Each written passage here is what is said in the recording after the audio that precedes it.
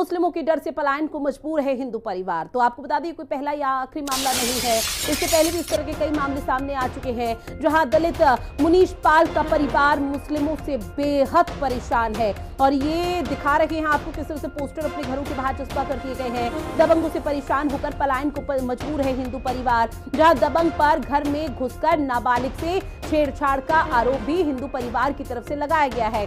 साथ ही पुलिस पर भी इस दौरान कार्रवाई न करने का बड़ा आरोप लगाया गया है। गांव से पलायन करने का पोस्टर घर के बाहर चस्पा कर दिए गए हैं। तो इससे समझा जा सकता है कि अभी किस तरह की दुर्दर्दी जो स्थिति है वो मौके पर देखने को मिल रही है। और जबकि ये स्थिति तब है जब पुलिस प्रशासन की नाकामयाबी देखने को मिल रही है। पुलिस प्रशासन की तरफ से कोई महत्वपूर्ण और बड़ा कदम नहीं उठाया जा रहा, क्योंकि हिंदू परिवारों का कहना कि मुस्लिमों के बारे में और इन तमाम चीजों के बारे में कई दफा शिकायत पुलिस प्रशासन से की है, लेकिन पुलिस की तरफ से कोई बड़ा कदम नहीं उठाया गया। ये लगातार आपको तस्वीरें दिखा रहे हैं, कई घरों के घर नहीं, ये सिर्फ एक या दो घर नहीं बल्कि कई घर हैं जहां पर पलायन के लिए मजबूर हैं और बकायदा इस चीज के पोस्टर चस्पा कर दिए गए।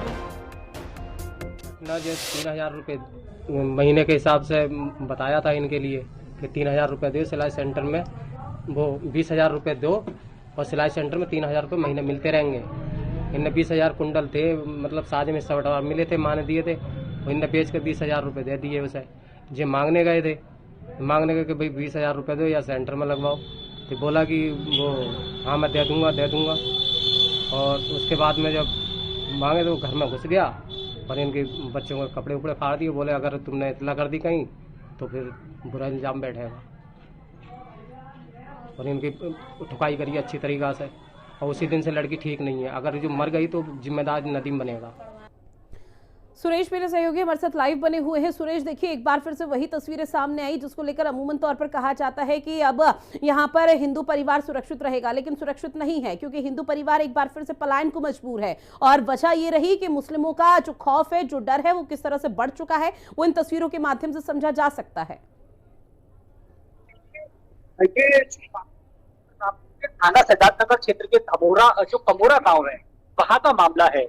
दरअसल ये जो मुनीश पाल का परिवार है वो कमोरा गांव में रहता है।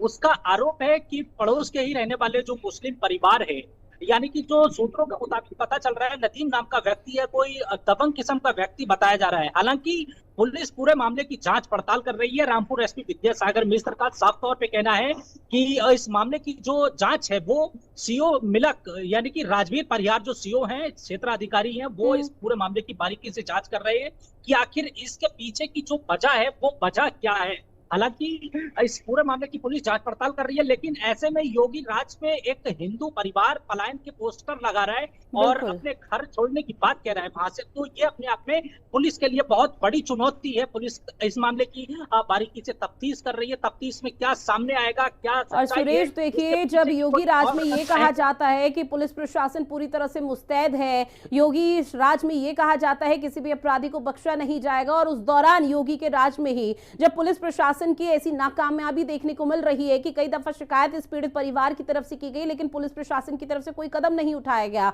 तो अब ऐसे में क्या बड़ा एक्शन जो आला नेता या सरकार के तमाम मंत्री हैं वो लेते हुए नजर आएंगे इस पूरे मामले पर? बिल्कुल, जिस तरह से अब पुलिस मामले की बारीकी से जांच कर रही है, एसपी का साफ तौर पे कहना है इसके पीछे की जो वजह है जब तक स्पष्ट नहीं हो पाएगी कि आखिर इसके पीछे का कारण क्या है, जो ये हिंदू परिवार एक मुस्लिम परिवार के कहने से और उसकी जो बदमाशी है यानी गुंडागर्दी है उसकी वजह से इसने घूस का चस्पा किया है, या फिर इसके पीछे का कोई और कारण है। ये पुलिस के लिए एक चुनौती है और पुलिस जितनी जल्दी हो सके इसका जो जांच है, इन्वेस्टिगेशन करने के बाद दूध का दूध पानी का पानी नहीं करेगी, तब तक इस बात का कुछ पता नहीं चल पाएगा। आखिर इस परिवार ने, जो पुलिस का परिवार है, पिछले कई वर्षों से कमोरा गांव में रहता है, ऐसे में